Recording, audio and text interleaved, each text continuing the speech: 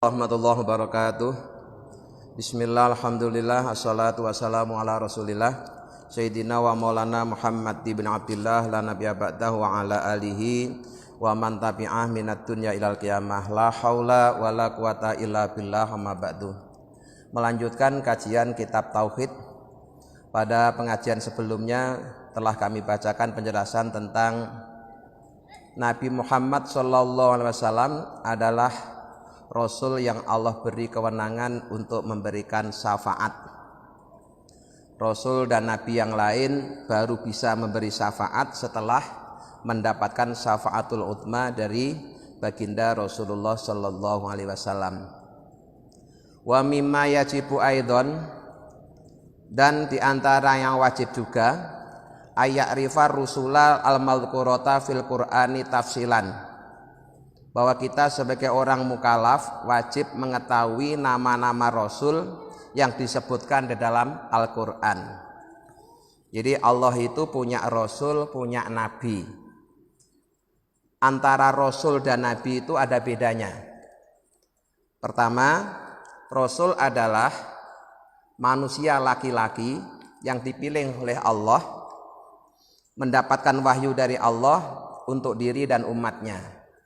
Sedangkan Nabi adalah manusia laki-laki yang dipilih oleh Allah, dapat wahyu hanya untuk dirinya sendiri. Dengan demikian, kedudukan Rasul dan Nabi itu masih lebih tinggi Rasul. Rasul pasti sekaligus seorang Nabi, sedangkan Nabi belum tentu seorang Rasul. Tapi kesamaannya adalah kedua-duanya adalah dari jenis manusia. Perlu disebutkan manusia karena ada Rasul Allah dari golongan malaikat. Nah, maka kalau Rasul dan Nabi itu dari jenis manusia. Yang kedua, laki-laki. Artinya tidak ada Rasul atau Nabi dari kaum perempuan. Kalau toh di dalam Al-Quran ada kisah perempuan-perempuan hebat, itu statusnya bukan Nabi, bukan Rasul, tapi bisa masuk dalam kategori mim ba'di auliyaillah, sebagian dari walinya Allah. Contohnya siapa? Kayak Ibu Maryam.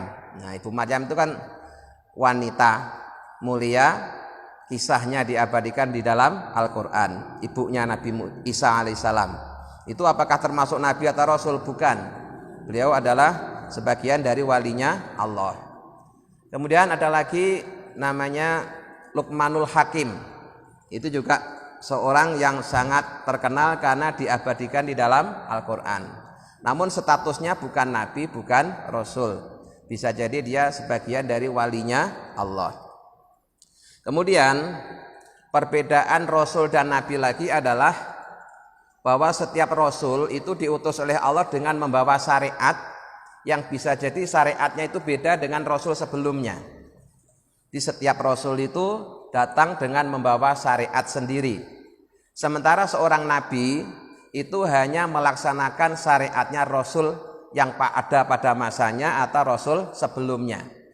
Jadi kalau Nabi itu tidak membawa syariat sendiri, ya. Nabi tugasnya adalah melanjutkan syariat yang dibawa oleh Rasul pada masanya atau Rasul sebelumnya. Tapi kalau Rasul itu setiap Rasul pasti membawa syariat sendiri-sendiri, ya, yang bisa jadi beda dengan Rasul sebelumnya. Walaupun sebagian syariat itu adalah merupakan kelanjutan dari Rasul-Rasul sebelumnya. Contoh syariat kelanjutan Rasul sebelumnya itu misalnya disyariatkannya korban. Ya, korban itu sejak Nabi Adam sudah ada syariat korban. Yang kedua, ibadah haji. Itu juga sebelumnya sudah ada. Kemudian puasa, itu juga sudah ada. Barangkali yang beda adalah teknik pelaksanaannya, ya. Bahwa sebelum Nabi Muhammad itu diperintahkan oleh Allah untuk puasa, iya, tapi barangkali bulannya atau harinya beda dengan yang Allah perintahkan kepada Nabi Muhammad dan umatnya. Dan jadi sekali lagi, perbedaan Rasul dan Nabi adalah kalau Rasul datang selalu dengan membawa syariat yang baru, di samping melanjutkan syariat Rasul sebelumnya. Tapi kalau seorang Nabi, dia datang hanya melaksanakan atau melanjutkan tugasnya Rasul yang ada pada masanya atau Rasul sebelumnya. Dengan kata lain, Nabi itu tidak membawa syariat sendiri. Nah, kita diwajibkan mengetahui nama-namanya yang disebutkan dalam Al-Quran itu jumlahnya ada 25. Walaupun sebenarnya jumlah Rasul dan Nabi itu sangat banyak sekali. Tidak ada yang tahu jumlahnya secara pasti kecuali hanya Allah. Kalau toh kita diwajibkan mengetahui 25, karena 25 inilah yang disebutkan namanya di dalam Al-Quran. Kemudian walaupun Rasul dan Nabinya Allah itu banyak, tapi tetap itu semua adanya adalah setelah Nabi Adam dan ditutup dengan Nabi Muhammad. Sehingga tidak ada Rasul atau Nabi sesudah Nabi Muhammad. Begitu juga tidak ada Rasul atau Nabi sebelum Nabi Adam. Nah, ini kadang orang sering kepincut dengan Nabi palsu karena dia berkeyakinan Nabinya Allah itu banyak, Rasulnya Allah itu banyak. Itu benar, keyakinan bahwa Rasul dan Nabinya Allah banyak itu benar, tapi semuanya itu adanya sebelum Nabi Muhammad. Begitu sudah Nabi Muhammad sebagai penutup para nabi, maka sudah tidak ada Rasul lagi, sudah tidak ada Nabi lagi. Yang perlu dipahami. Wa yakfi fil imani bikulin minhum ayyakuna bihaitsu law su'ila an risalatihi la tarofa biha. Yang dimaksud dengan iman terhadap para rasul itu adalah cukup kalau kita ditanya tentang kerasulannya kemudian kita mengakuinya. Jadi walaupun kita tidak tahu secara detail, kita yakin Nabi Sulaiman itu sebagian dari nabinya Allah. Nabi Musa itu sebagian dari Rasulnya Allah. Yang penting begitu. Walaupun kita tidak tahu secara lengkap kisah para Rasul. Karena kisah para Rasul dan para Nabi sendiri itu ada sebagian diceritakan secara panjang lebar. Ada juga yang hanya disinggung sedikit sekali. Contoh ya Pak, nabi-nabi yang tidak populer. Misalkan kayak Nabi Ilyasa. Kemudian Nabi Dzulkifli. Ya, kita ini hampir tidak pernah mendengar ceritanya Nabi Dzulkifli, padahal dia juga sebagian dari 25 nabi. Jadi memang ada sebagian dikisahkan dalam Al-Quran, ada sebagian tidak. Nah, kita wajib mengimaninya cukup dengan mengakui bahwa beliau-beliau itu adalah utusannya Allah. Cuma gitu saja. Nah, fala yajibu maka tidak wajib apa ayas rudahum an khifdin. Tidak wajib kita mengetahui secara urut apalagi menghafal. Itu juga tidak wajib. Ya. Tapi kalau hafal dan menghafalkannya dengan urut tentunya juga lebih utama. Tapi itu tidak wajib.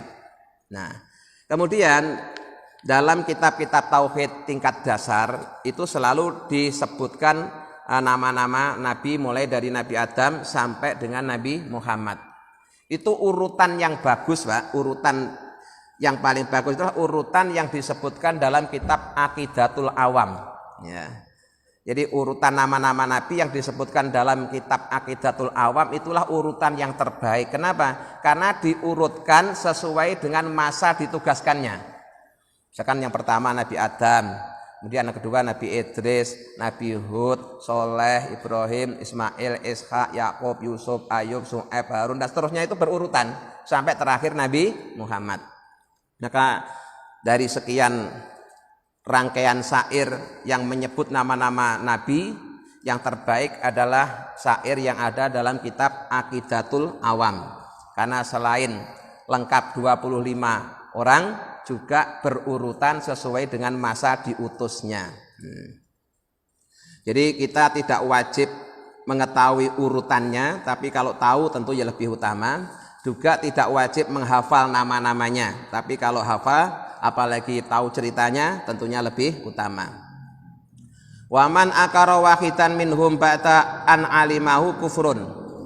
Barang siapa yang mengingkari salah satu nabi setelah dia tahu bahwa dia seorang nabi, maka orang tersebut kufur. Kufur ini bisa jadi syahadatnya batal. Maka dia harus bersahadat lagi. Jadi kalau kita mengingkari salah satu nabi atau rasul yang kita sebelumnya sudah tahu bahwa dia nabi atau rasul, tapi kemudian kita ingkar, tidak percaya, maka yang demikian itu statusnya menjadi kufur kita. Berbeda ya kalau memang sebelumnya kita tidak tahu. Nah, misalkan kayak tadi itu ada nabi yang tidak populer namanya Dzulkifli. Terus Bapak dikasih tahu, kamu percaya nggak kalau Dzulkifli itu nabi? Wah, nggak percaya, masa nabi namanya Dzulkifli. Nah, karena Bapak belum pernah dapat keterangan tentang Nabi Dzulkifli, ketika Bapak mengingkari itu nggak sampai kufur. Ya, tapi kalau sudah pernah tahu ya, bahwa salah satu nama nabinya Allah itu Dzulkifli, kemudian kita mengingkarinya, maka status iman kita menjadi kufur. Nah, wa amma ghairuhum, adapun rasul-rasul dan nabi yang tidak disebutkan namanya di dalam Al-Qur'an, fayajibu maka wajib alaihi atas setiap orang mukallaf apa ayyarifahu mengetahuinya. Ijmalan secara global yang ada di dalam Al-Qur'an. Jadi untuk nama-nama rasul yang lain yang tidak disebutkan cukup kita mengetahui secara global, tidak harus secara terperinci. Kemudian fayajibu tasdiku bi analillahi rusulan wa anbiya'an alal ijmal la ya'lamu adadahum illallah fahum ghairu mahsurina lana. Kita sebagai orang mukallaf juga wajib membenarkan bahwa Allah itu memiliki beberapa rasul dan nabi secara global yang jumlahnya kita tidak tahu, kecuali yang tahu jumlahnya secara pasti adalah hanya Allah sendiri. Ya, sekali lagi yang kita wajib tahu itu yang cuma disebutkan dalam Al-Qur'an yang 25 itu saja. Untuk yang lain-lain ya, itu kita tidak tahu namanya, tidak apa-apa. Tidak wajib untuk tahu. Karena memang namanya sendiri tidak disebutkan di dalam Al-Quran. Tapi kita tetap wajib membenarkan bahwa beliau-beliau itu adalah juga sebagian dari nabinya Allah. Jadi sekali lagi perlu saya ingatkan bahwa walaupun nabi dan rasulnya Allah itu banyak, tapi tetaplah Nabi Muhammad itu sebagai penutup para nabi. Artinya tidak ada nabi lagi, tidak ada rasul lagi setelah Nabi Muhammad. Maka kalau ada orang yang ngaku-ngaku jadi rasul, ngaku-ngaku jadi nabi, pasti dia adalah nabi yang palsu atau rasul yang palsu. Nah, yang demikian ini di masyarakat masih sering terjadi. Orang ngaku nabi kemudian dipercaya, diikuti. Itu karena dia tidak paham bahwa Nabi Muhammad itu statusnya sebagai penutup para nabi. Sore ini sampai di sini dulu, mari kita tutup dengan doa. Asyhadu alla ilaha illallah, astaghfirullah, nas'alukal jannata wa na'udzubika minan nar. Allahumma innaka afuwun tuhibbul afwa fa'fu anna ya karim. Asyhadu alla ilaha illallah, astaghfirullah, nas'alukal jannata wa na'udzubika minan nar. Allahumma innaka afuwun tuhibbul afwa fa'fu anna ya karim. Asyhadu an la ilaha illallah, astaghfirullah, nas'alukal jannata wa na'udzubika minan nar. Allahumma innaka afuwun tuhibbul afwa fa'fu anna ya karim. Assalamualaikum warahmatullahi wabarakatuh.